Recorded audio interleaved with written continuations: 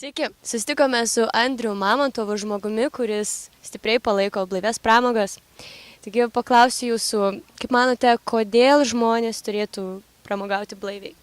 Aš manau, kad visų pirma, jie turėtų pabandyti tai padaryti. Daugelis žmonių auga, dažniausiai mes augam aplinkoje, kurioje pramogos be svaigalų neįsivaizduojamos. Ir didžioji dalis įsivaizduoja dėl to būtent skeptiškai žiūri, nes jie turi tokią suformuotą nuomonę, kad, na, jeigu nori pralinksmėti, tai turi kažką priimti, kažką suvartoti. Bet kai tu pabandai tą pajusti, tą tikrą džiaugsmą, kuris ateina iš bendravimo su žmonėmis, kuris ateina iš gero koncerto, iš muzikos, iš kažkokio renginio, iš kažkokių dalykų, kuriuos žmonės daro kartu. Na, paprastai pramogos yra kažką, ką mes darom kartu, kažkokie smagus dalykai. Kai tu pabandai, tai be alkoholio tu pajunti labai stiprų skirtumą. Alkoholis kažkuria prasme, alkoholis pastiprina emocijas, bet jis pastiprina ne tik tą linksmybės kažkokį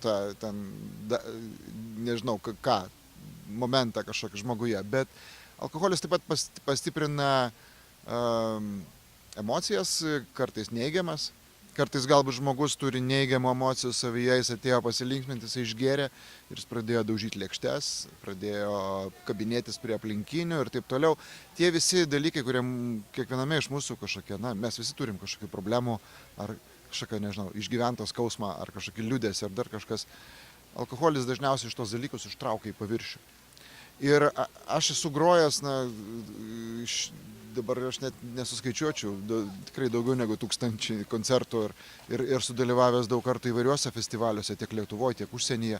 Galiu pasakyti, visada tas, kai yra didelė masė žmonių ir dalis jų yra įkaušusi, asmeniškai aš tokioj minioj jaučiuosi iš karto nesaugus, nes būtinai yra tas kažkoks tai toksai, kartais lyg ir geranoriškas, bet blaivomis akimis tai atrodo visada agresyviai, kažkoks noras pabendrauti, kažkas ten ploja per petį, ar jeigu tu atvažiuoji su automobiliu, mes atvažiuojam kartais su grupe, mums reikia privažiuoti prie scenos, išsikrauti instrumentus, reikia važiuoti, na, pro žmonės, jeigu jie yra įkaušę, jie visi tranko per automobilį, kartais kažkas subraižo, kai ten rėkia kas nors, ten daužo į stiklą. Tai tu kažkaip Tai tikrai nėra jauku ir tai visai joks nedžiaugsmas. Bet kai tu atvažiuoji į blaivą renginį, tu pajunti skirtumą. Tai yra saugi aplinka, tai pirmiausia. Žmonės, vis pirma, vaikai laisvai bėgioja, niekas nebijo jų paleisti, jie žaidžia, ten laksto, žmonės sveikinasi vieni su kitais. Galbūt kai kurie šiek tiek būna nedrąsūs, aišku, tie, kurie įpratę, kad kažkaip reikia išgerti, kad išdrąsėtum. Bet jeigu tai būna geras koncertas, jeigu tai būna geras renginys, yra kažkokia ten, nežinau, tai būna kažkokia ten loterijos, nežinau, estafetės, spektakliai, kažkas, kas vyksta renginiuose. Tai jeigu žmonės įsitraukia, jie jaučia tikrą džiaugsmą. Ir aš kažkaip metams bėgant supratau tokį vieną paprastą dalyką. Po tikro džiaugsmo kitą dieną nebūna jokių pagirių. Tikras džiaugsmas yra tas, kuris nepalieka jokių tau neigiamų dalykų kitai dienai. Jeigu tau kitą dieną skauda galva ir tu nieko neatsimeni, tai koks čia po velnių džiaugsmas? Čia jokio džiaugsmo, čia kančia yra. Koks gyvenime buvo lūžis ar galbūt kažkoks įvykis, kuris padarė įtaką tam, kad nusprendėte pramogauti ir gyventi blaiviai? Aš nežinau, aš gal neturėjau tokios didelės praktikos. Kažkaip visada man imponavo žmonės, kurie negeria. Aš iki kokių 20-21 metų praktiškai, na gal porą kartų esu paragavęs, bet aš nedalyvaudavau ten kažkokiuose ten labai kažkokiuose ten vakarėliuose ar kažkur, kai mokyklai būna, kur ten prisigeria visi ir paskui kitą dieną pasako, kaip nieks neatsimena. Tai aš iš tikrųjų paragavau to alkoholio, svaigalų, jau grįžęs iš kariuomenės, man buvo 21 metai. Ir, na, kelis metus gyvenau tokį ganėtinai bohemišką gyvenimą, bet paskui supratau, kad iš tikrųjų aš niekada neturėjau iš atsiradusio tokio įpročio, kad reikia būtinai būti išgerusiam ar apsisvaiginusiam. Tai natūraliai supratau, kad aš vėl noriu grįžti savo tą pradinį būvį, kuriame aš visą gyvenimą augau. Aš savo visas geriausias dainas parašiau būdamas blaivus, tai na, aš neturiu kito pasirinkimo, aš toks noriu ir būti. Aš manau, kad aš noriu matyti gyvenimą tokį, koks jis yra iš tikrųjų.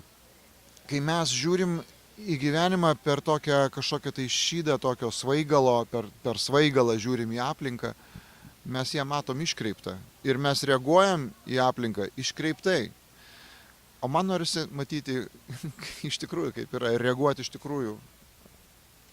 Tai, kas į mane ateina, atsakymas, kad tikras būtų toks kokį aš matau, ne per kažkokį tai svaigalų, kažkokį pagražintą pasaulį.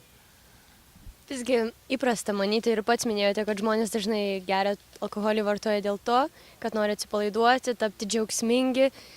Bet jūs pasakėt, kad yra kitų būdų. Tai galbūt yra žmonių, kurie tų būdų negali įsivaizduoti, nes augo kitaip ar priprato. Tai gal galite jiems kažką pasiūlyti, nuo ko pradėti, kokį žingsnį žengti, kad pagaliau atsipalaiduotum, galėtum išsilaisvinti ir linksmintis be viso to, be visų svaigalų. Aš, kaip ir pradžioj pokalbio pasakiau, aš siūlau pabandyti.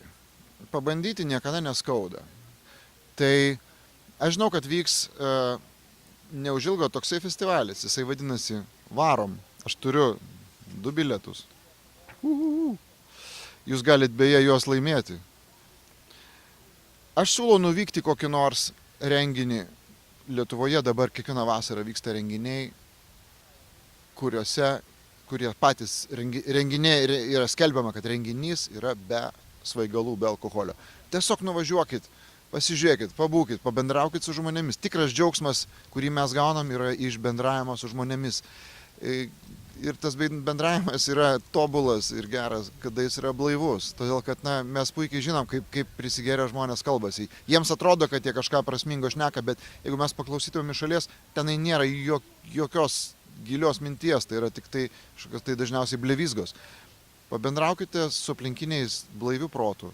Pasišnekėkite, išdrįskite. Tai reikia pabandyti išdrįsti. Manau, tai yra visada pirmas žingsnis. O tada jau nuspręsite, jums toks džiaugsmas tinka ar netinka, bet pabandyti tikrai verta.